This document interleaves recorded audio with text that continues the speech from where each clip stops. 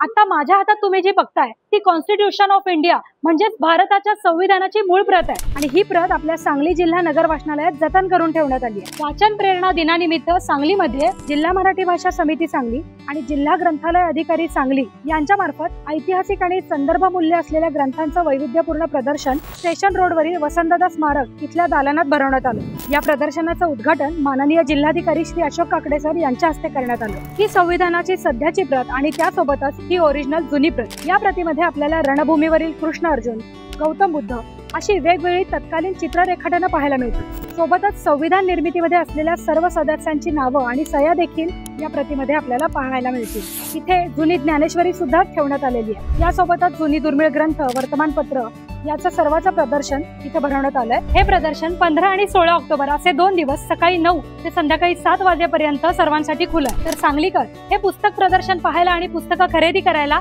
इथे नक्की या आणि सर्व वाचक प्रेमींना ही रील लगेच शेअर करा।